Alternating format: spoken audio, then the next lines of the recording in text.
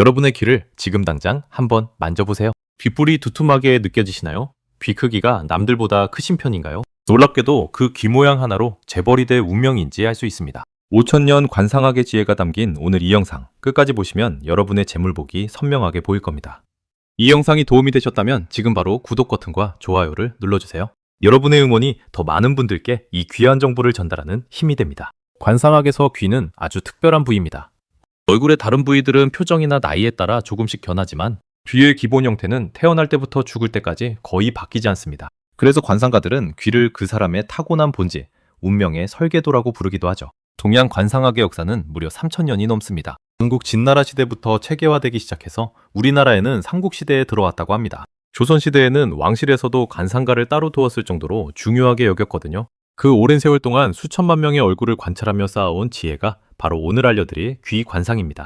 귀는 관상학에서 5장 중 신장과 연결된 기관으로 봅니다. 신장은 생명에너지의 근본인 전기를 담당하죠. 그래서 귀가 좋으면 생명력이 강하고 체력도 뛰어나며 그 에너지가 결국 재물을 불러온다고 보는 겁니다. 귀가 좋은 사람은 오래 살면서 부를 오랫동안 누린다는 뜻이기도 합니다. 잠깐, 여기서 중요한 게 있습니다. 귀 관상을 볼 때는 크기만 보는 게 아닙니다. 위치, 두께, 색깔, 귓불의 형태, 귀 안쪽의 모양까지 종합적으로 봐야 정확한 관상이 나옵니다. 오늘은 그 중에서도 재벌과 연결되는 3가지 핵심 귀 모양에 집중해 드리겠습니다. 자, 이제 첫 번째 귀 모양입니다. 첫 번째는 귓불이 크고 두툼하게 처진 귀입니다. 관상학에서는 이것을 수주입구형이라고 부르는데요. 귓불이 마치 구슬처럼 둥글고 통통하게 아래로 처진 형태를 말합니다. 불교의 부처님상을 떠올려 보시면 됩니다. 부처님 귀가 항상 크고 귓불이 두꺼운 이유가 바로 이겁니다. 복이 많고 재물이 넘치는 모습을 형상화한 것이거든요. 이 귓불 형태를 가진 분들에게는 특별한 성격적 특징이 있습니다. 대체로 인내심이 강하고 기다릴 줄 안다는 겁니다. 단기적인 이익에 흔들리지 않고 장기적으로 투자하며 결과를 기다리는 능력이 있죠. 바로 이 성격이 재물을 모으고 지키게 만든다는 게 관상학의 해석이랍니다. 귓불 두께를 직접 확인하는 방법을 알려드릴게요. 엄지와 검지로 귓불을 살짝 잡아보세요. 두꺼운 이불을 접어놓은 것처럼 풍성하게 잡히면 좋은 귓불입니다. 귓불이 얇거나 거의 없는 분들은 관상학에서 재물이 모이다가 빠져나가기 쉬운 형태라고 보기도 하죠. 귓불이 아래로 자연스럽게 처질수록 더욱 좋은 형태입니다. 이게 핵심인데요.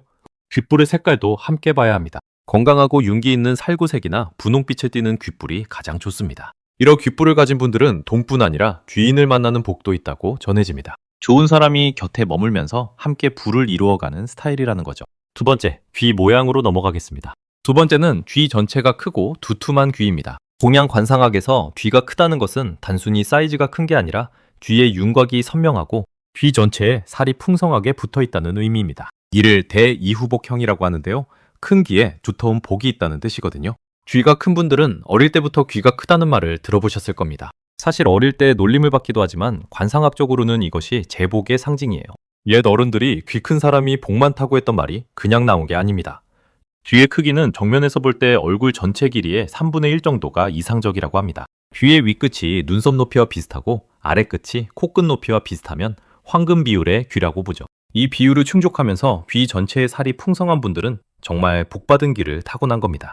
귀가 크면서 동시에 귓바퀴가 두툼하고 선명하게 잡혀있는 분들은 더욱 좋습니다. 귓바퀴, 즉 귀의 테두리 부분을 이곽이라고 하는데요. 이 이곽이 뚜렷하고 바깥으로 잘 발달되어 있으면 개척정신이 강하고 사업 소환이 뛰어나다고 봅니다. 남들이 가지 않은 길을 먼저 개척해 크게 성공하는 스타일이거든요. 역사 속 위인들 중에 귀가 컸던 분들이 많다는 점도 흥미롭습니다. 삼국지의 유비는 귀가 어깨에 닿을 정도로 컸다고 기록되어 있죠. 물론 과장이 있겠지만 그만큼 귀의 크기를 예로부터 대단히 중시했다는 뜻이랍니다. 세 번째, 귀 모양입니다. 이게 가장 놀라운 내용이에요.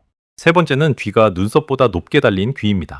귀의 위치, 즉 귀가 얼굴 어디에 붙어 있느냐도 관상에서 중요한 포인트입니다. 귀의 위쪽 끝부분이 눈썹보다 높이 위치해 있는 형태를 고위 위치형이라고 합니다. 귀가 높이 달려있는 분들은 지능이 높고 판단력이 빠르다고 봅니다. 어릴 때부터 남다른 총명함을 보이고 공부를 잘하는 경우가 많다고 하죠. 그리고 이 지적 능력이 결국 사업적 판단력으로 이어져 재물을 모으게 된다는 겁니다. 이 귀 모양을 가진 분들은 직관력도 뛰어납니다. 남들이 놓치는 기회를 먼저 포착하는 눈이 있거든요. 주식이든 부동산이든 타이밍을 잡는 능력이 남다르다는 평이 많습니다. 관상학에서는 이런 분들이 40 이후에 큰 재물운이 활짝 열린다고 보기도 합니다. 확인 방법은 간단합니다. 거울 앞에 서서 눈썹 라인과 귀 위쪽 끝을 비교해 보세요. 귀 위쪽이 눈썹보다 올라가 있으면 이 조건에 해당합니다. 의외로 많은 분들이 이 형태를 가지고 계신다는 걸 알고 깜짝 놀라실 겁니다. 여기서 놀라운 사실이 있습니다. 이 세 가지 귀 모양 중 하나라도 해당되면 재물복의 씨앗이 있다고 보지만 두 가지 이상 해당되면 관상학적으로 최상위 재물운을 타고난 것으로 봅니다. 세 가지 모두 해당된다면 주변에서 어떻게 그렇게 돈이 잘 들어오냐는 말을 듣는 분일 가능성이 높습니다. 한 가지 더 알려드릴게요. 귀의 색깔도 함께 보셔야 합니다. 건강하고 윤기 있는 살구빛이나 분홍빛을 띠면 좋은 귀입니다. 반면 지나치게 창백하거나 어두운 색을 띠거나 귀가 자주 빨갛게 달아오른다면 재물 에너지가 불안정하다는 신호로 봅니다. 귀가 항상 차갑고 윤기가 없는 분들은 신장의 에너지를 보충해줄 필요가 있다는 게 동양의학적 시각이기도 하죠. 좋은 귀를 가지셨다면 이것도 함께 알아두세요. 관상학에서는 귀가 아무리 좋아도 다른 관상이 이를 상쇄할 수 있다고 봅니다. 귀가 좋아도 이마가 지나치게 좁거나 코에 힘이 약하면 재물이 쌓이다가도 새나가는 형태가 될 수 있거든요.